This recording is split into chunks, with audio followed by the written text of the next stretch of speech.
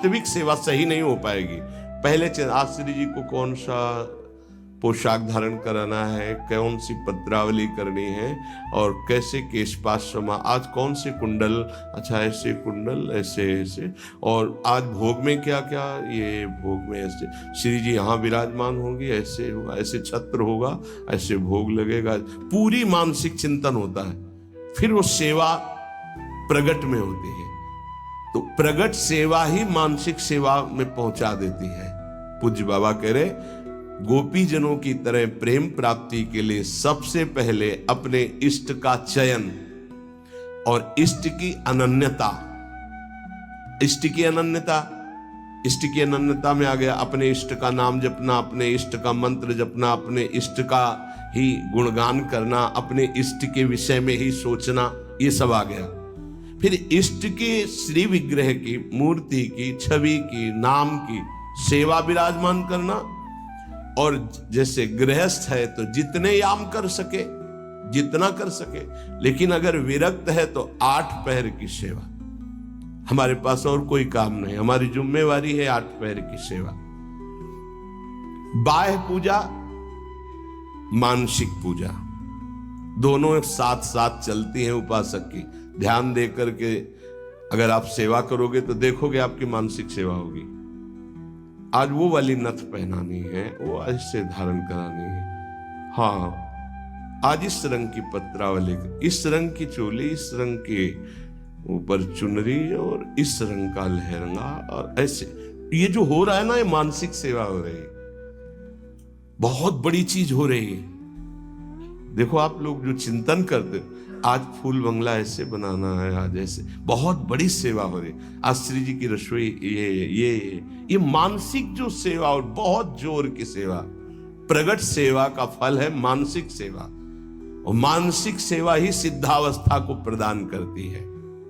ये बात ध्यान दीजिए। और जो इष्ट का नाम मिला वो केवल जबान से ही नहीं, चिंतन के साथ होना चाहिए। प्रेम की बात कर रहे हैं, केवल हम जबान से रट रहे मंगल है, लेकिन यहां कह रहे गोपी प्रेम की बात, गोपी जैसा प्रेम, उसका चिंतन होना चाहिए। जैसे राधा राधा तो हमारा चिंतन भी हो रहा है। बाह्य जप से बहुत समय लगेगा। जब बाह्य जप और आंतरिक चिंतन दोनों एक साथ होंगे, बहुत जल्दी वासनाओं का नाश होकर आनंद की उत्पत्ति होती है। केवल बाह्य जप से बहुत काल के बाद लाभ मिलता है, बाह्य जप के साथ आंतरिक ध्यान से बहुत जल्दी लाभ प्राप्त होता है। इष्ट देव का चयन, इष्ट देव की अनन्यता, इष्ट देव की प्रगट सेवा, मानसिक सेवा, और इष्ट देव का नाम ध्यान सहित जप, और इष्ट देव के ही गुणों का चिंतन करना। हमारी श्री जी का ऐसा स्वभाव, हमारे लालजू का ऐसा स्वभाव, उन्हीं की तरफ चिंतन करना। अन्य सब संबंध चिंतन को छोड़ना गोपी प्रेम की प्राप्ति है। महाराज जी सुनते हैं श्री सुखदेव जी का वैराग्य बहुत तीव्र और उच्च कोटि का था। क्या ऐसा कोई साधक वैराग्य नहीं धारण कर सकता? इस कोटि का वैराग्य क्या साधु के अंदर, साधक के अंदर नहीं आ सकता? निश्चित आ सकता है, पर ये सकामी साधक के अंदर नहीं, विषयी साधक के अंदर नहीं। जो निष्काम भाव से दृढ़ निश्चयी है कि केवल शरीर पोषण के लिए वस्त्र और भोग आदि, जो प्रारब्धवशात कोई चाह नहीं, उसके हृदय में तीव्र वैराग्य जागृत होता है। दृढ़ लक्ष्य, दृढ़ निश्चयी, शरीर की भी परवाह नहीं, नहीं खान पान ते भावे है, नहीं कोमल वसन सुहावे है, सब विषय लगे ते खारा है, हरि आशिक का मग न्यारा है। जो अंदर से दृढ़ निश्चयी नहीं है, अंदर से भगवत प्रेम का भाव लक्ष्य नहीं है, तो बाह्य त्याग फिर दंभ पैदा कर देता है, दिखावटीपना फिर आने लगता है, जो बहुत ही साधक के जीवन में धोखा पैदा कर देता है। ये बुद्धि है बहुत जल्दी सिद्ध होना चाहती, फिर वो नाटक शुरू कर देता है, बहुत शास्त्र विरुद्ध आचरण होने लगते हैं। इसलिए निष्काम भगवत प्राप्ति का दृढ़ लक्ष्य, निरंतर भगवत चिंतन, खान पान आदि से राग रहित, तो श्री सुखदेव जी जैसा वैराग्य आ ही जाएगा। पूज्यपाद बाबा कहते ऐसा नहीं कि उनको जो वैराग्य था वो किसी को प्राप्त ही नहीं हो सकता। लाखों हो गए हैं, देखा थोड़ी सबने, लाखों हो गए, लाखों हैं, लाखों होते रहेंगे। ये भगवान की सृष्टि है। जैसे जड़ भरत जी की स्थिति आई, उनसे ऊंची ऊंची स्थिति के ज्ञानी महापुरुष देखे गए, उनसे ऊंची स्थिति के ज्ञानी महापुरुष देखे गए, पर चर्चा उनकी गाई गई है। भगवान ऋषभदेव जी के पुत्र है, लेकिन ऐसे लाखों जड़ भरत हो चुके, लाखों होंगे। ये भगवान की सृष्टि, ऐसे ऐसे महापुरुष ब्रह्मबोध संपन्न देखे गए, जिन बिल्कुल निरपेक्षता की मूर्ति, निरपेक्षता की मूर्ति। हाँ, जिस दिन से सन्यास हुआ कभी वस्त्र ही नहीं धारण किया, दिगंबर, गंगा जी का किनारा वही, और ऐसा सरल स्वभाव कि मतलब देखने से ऐसा लगता था देखता ही रहे कोई। ऐसे सब जटा, सब बाल से दिगंबर बैठे हुए, वो भोला बालक जैसा चेहरा, वो तपस्या के धनी, बड़े बड़े धर्म सम्राट करपात्री जी आदि साष्टांग दंडवत करते। असनी गंगा किनारे स्वामी श्री अनंग बोधाश्रम स्वामी, सेनपुर स्वामी श्री मग्नानंद सरस्वती जी, नजफगढ़ श्री स्वामी ओंकारानंद, ये गंगा का किनारा ना, एक से एक महापुरुष, सिद्ध महापुरुष। पूज्य बाबा, भगवान की प्राप्ति भगवान की इच्छा पर निर्भर है या पुरुषार्थ पर निर्भर है? भगवत प्राप्ति भगवत इच्छा पर निर्भर है कि वो जिसको चाहेंगे मिल जाएंगे, या अपना भी कोई पुरुषार्थ है? भगवान की आज्ञा का पालन करते हुए जो पुरुषार्थ करता है उसी को भगवत प्राप्ति होती है। ये कायरता नहीं कि बैठे भगवान की इच्छा होगी तो भगवान मिल जाएंगे, ऐसे कभी नहीं होगा।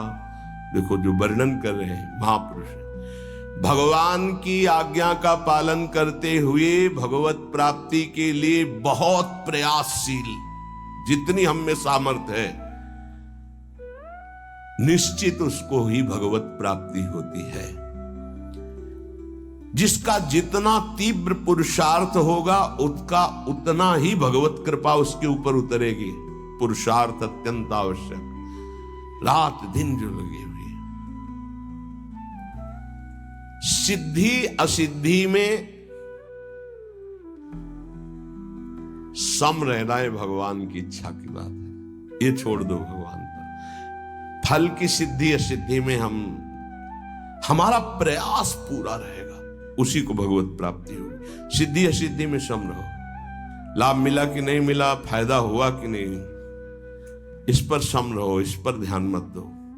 तुम पुरुषार्थ करते रहो, प्रयास करते रहो, निश्चित तुम्हें भगवत प्राप्ति हो जाएगी, पक्का।